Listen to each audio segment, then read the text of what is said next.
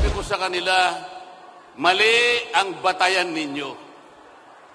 Mali pati proseso na ginamit ninyo. Walang kasalanan ang Vice President. Yang team na yan ang gumawa ng paraan para sa ganun ma-impeach ang Vice President. At kapag yung team na yan ay nanalo uli, tuloy-tuloy na nilang tatanggalin ng Vice President. Ipagpalagay na po natin ang matatanggap ng bawat isa. Ngayong nalalapit po ang eleksyon ay 10,000 piso. 10,000. Kapag dinivide nyo po yung 10,000 sa 365, ibig sabihin sa loob ng isang taon, meron kayong makukwentang amount dyan. Ano man ang makwenta nyo, i-divide nyo uli by 6. Sapagkat ang termino ng isang senador ay 6 na taon. Katapos-tapusan ang makukwenta ninyo dyan, 5 piso isang araw, katumbas ng ibibigay nilang 10,000 sa inyo sa loob ng panahon na sila ay uupo sa Senado. 5 piso po. 5 piso katapat ng 2 hopya. O kaya 2 hindi. Yan po ba ang inaasahan ng bawat isang mamamayang Pilipino? Yan po ba ang ipinapangako nilang pagsisilbi? Lalapit sila sa inyo, iaabot ang konting pera, mapaligaya ko. Mapaligaya siguro kayo, baka wala pang isang araw eh. Baka lahating araw lang, wala na yung binigay nila. Ang katapat po nun sa loob ng 6 na taon, 5 piso isang araw. Sa harap ng napakamahal na bilihin na sa araw-araw ay nagiging hamon sa bawat isang Pilipino. Maawa po kayo sa ating bansa. Maawa kayo sa inyong pamilya. Huwag kayong papayag na insultuhin kayo. Ang Pilipino ay merong dangal. Ang Pilipino, hindi niya ipagpapalit ang kanyang dangal. Ayaw ng Pilipino ang ayuda. Alam po ninyo ang ayuda? Kailangan lamang po natin yan sa panahon ng krisis. Nasunugan, tulungan mo.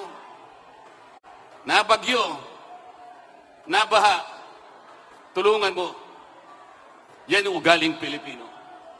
Pero kaya siya pupunta, dala-dala yung ayuda sa'yo. Para sa ganon, ay malinlang ka niya. Para sa ganon, sa kinang ng perang dala-dala niya, baka sakaling ikaw ay mailigaw niya.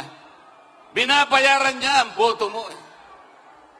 Huwag po ninyong ipagbibili ang kinabukasan ng inyong pamilya.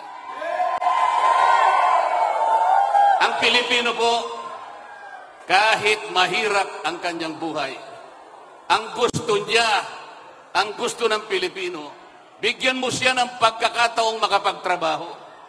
Yun ang gusto ng Pilipino. Ang Pilipino ay merong karangalan. Ganun po ang dapat ninyong gawin. Meron kayong pagpipilian. 2 teams lamang ito. Yung team namin po, Team Suka. Tinawag po kaming nagbebenta at bumibili ng suka. Huwag po kayong magagalit doon. Pabayaan nyo na po yun. Okay lamang po yan. Kasi po kung sa dalaga, kagaya po ng napakaraming dalaga nakikita ko ngayon, ang gaganda pa. Kapag ang dalaga may asim, komplimento po yun. Ang Team Suka ay may asim. Yung kabila,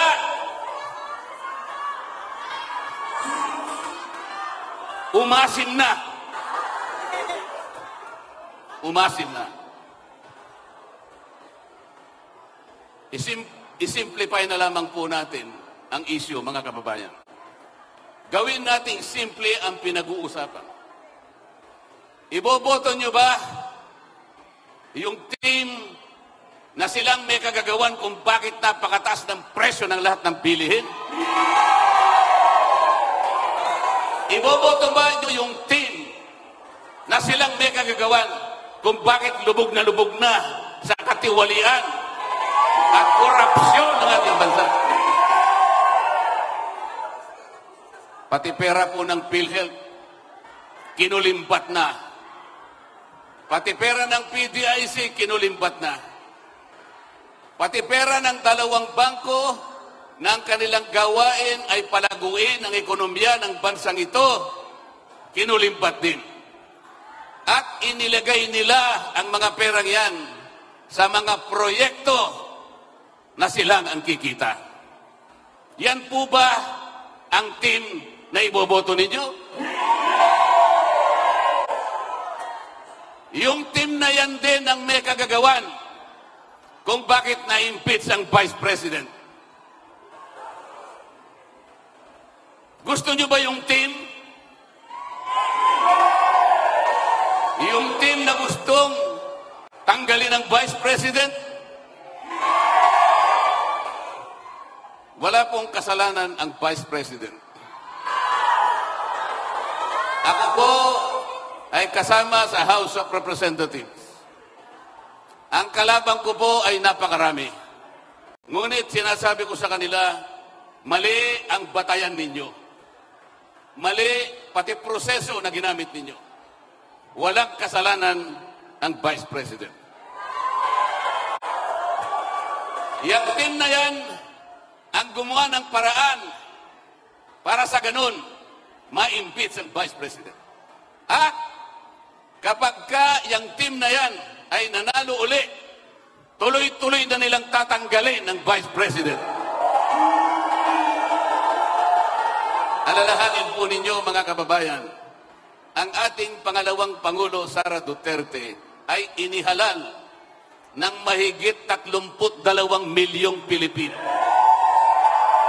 Ang bawat isa sa inyo ay kasama doon sa bumoto sa kanya. Yung kapangyarihan na ibinigay ninyo sa Vice President, basta-basta na lang nilang tatanggalin.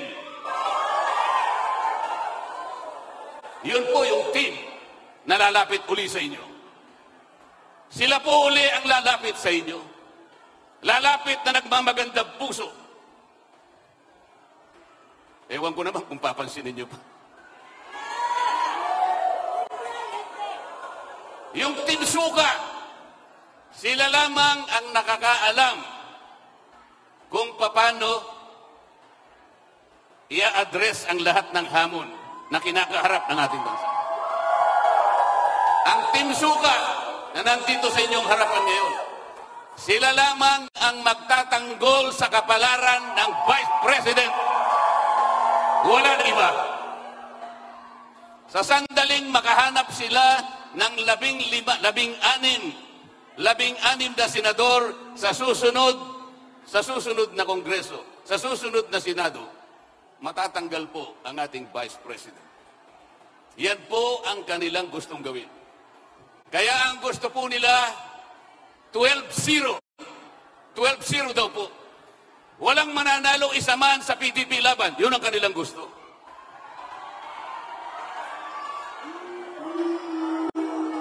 Sapagkat gusto nilang siguruhin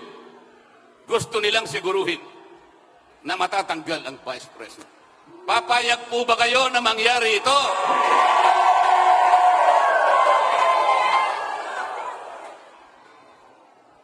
Ang PDP laban po, sila lamang ang merong kakayahan na ipagtanggol at pigilin ang kanilang mga balakin. Mahalin po natin ang Pilipinas. Sagipin natin ang ating bansa. Kilalang kilala na po ninyo kung sino-sino yung mga kandidato sa kabilang team.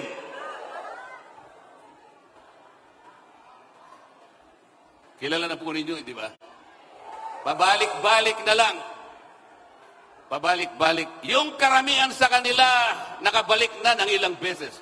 2, 3, hanggang 4 na beses na nakabalik sa Senado. Ano ang kanilang mukha na iharap sa inyo? Anong mukha ang iharap sa inyo? Kailangan po ninyo silang tanungin.